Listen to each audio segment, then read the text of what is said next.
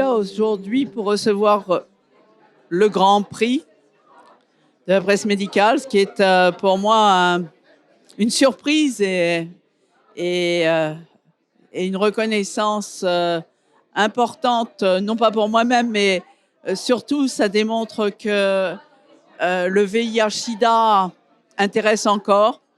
Et cet article était justement, cet éditorial était une bonne occasion de dire qu'il ne fallait absolument pas banaliser ce VIH-Sida, car il est encore là.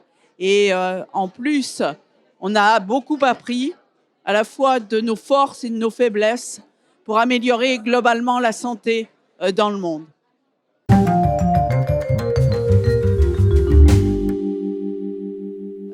Bien sûr, c'est toujours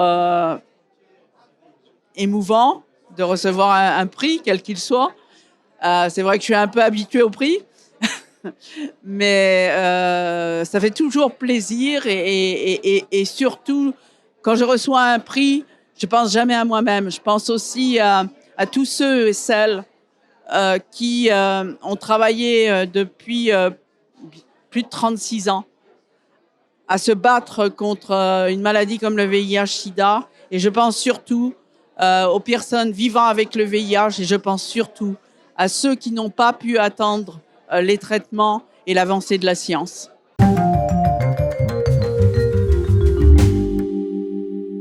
Beaucoup disent finalement ces publications médicales françaises, elles n'ont plus aucun avenir puisque on publie tous et moi-même je publie dans les revues et les journaux de langue anglaise.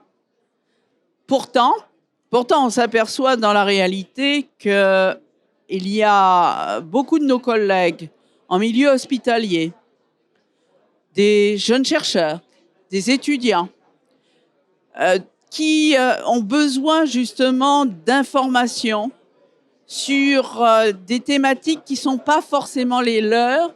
Et pour eux, c'est beaucoup plus facile de lire rapidement des synthèses en langue française que d'aller lire des revues générales dans des journaux anglais.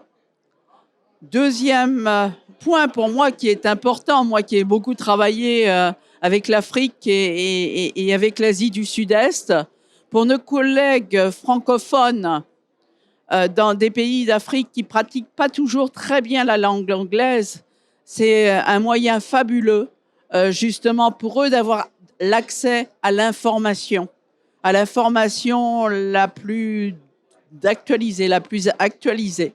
Et ça, c'est extrêmement important. Je crois qu'on n'en mesure jamais suffisamment l'importance.